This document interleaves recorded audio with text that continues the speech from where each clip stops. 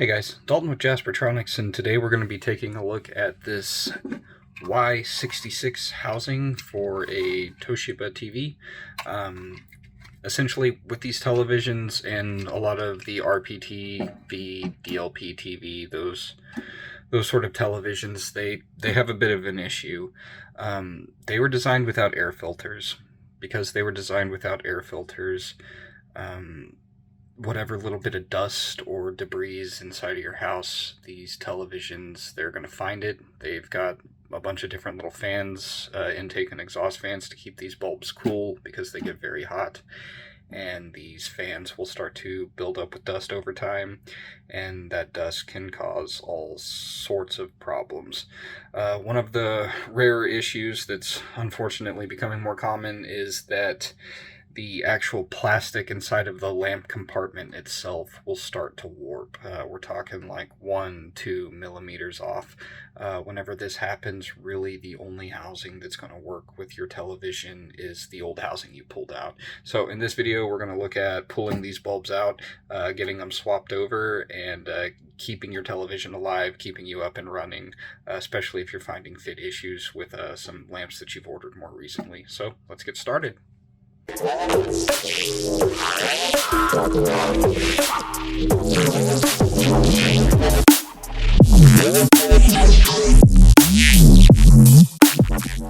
Okay guys, so the process on this is pretty simple. Where we're going to start out is there are 2 screws right here and then 1 screw right there. These are the screws that essentially hold this back half of the housing in place. This housing is just 2 separate plastic pieces. There's not really a whole lot to it. So let's take these 3 screws out.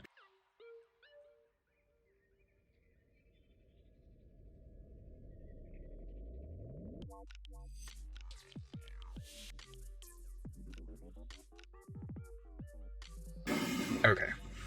Now that we have those screws removed, the next thing to do is actually take these screws out of the housing. They hold the connector in place. This connector is attached to the back part, so whenever you remove it, the connector is actually going to move around. But there's quite a bit of slack here, so there's really not a whole lot of concern of you like yanking this off and destroying the bulb or whatever. It's got quite a bit of slack.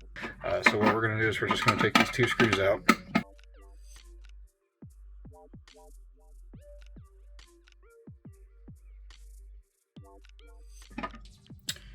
Alright, now that we got that screw out, we can take this off right there, and just kind of, just take your finger and pop this out, because it sets in place right there on this little ledge, as you can see, and it just kind of clips into place, so that'll actually hold it in place pretty well, and then you just route it through there, and yep, you're all good.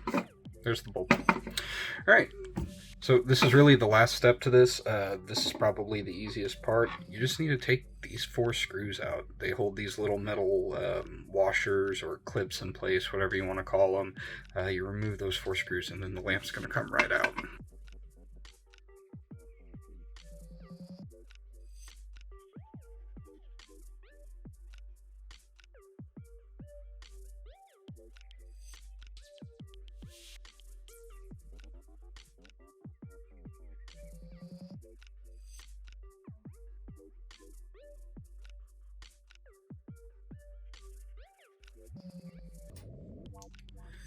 Okay, one thing to note before I go grabbing on this lamp, wear gloves.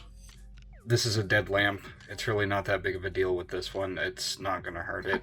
But on your good bulb, wear gloves. You don't want to get fingerprints on it. But there you have it. It just comes right out. There's nothing to it. And you can easily put a new lamp in. You just follow those steps in reverse, and you're all set.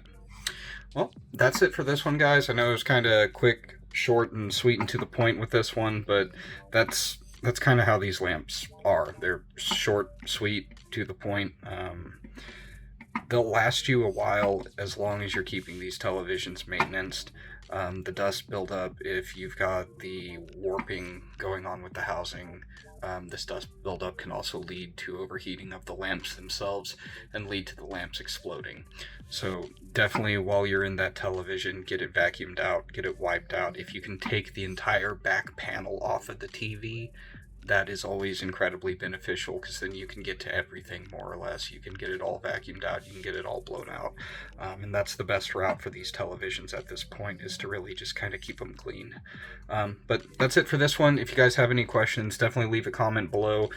Leave a like, subscribe if you want more content. I've got more of these videos on the way. We're going to be going over a bunch of different lamps. We're going to be going over a bunch of different projectors, talking about known issues, talking about just basic troubleshooting things that you can do to help keep your projector alive. So thanks again, guys. We'll see you in the next one, and have a good one. Later.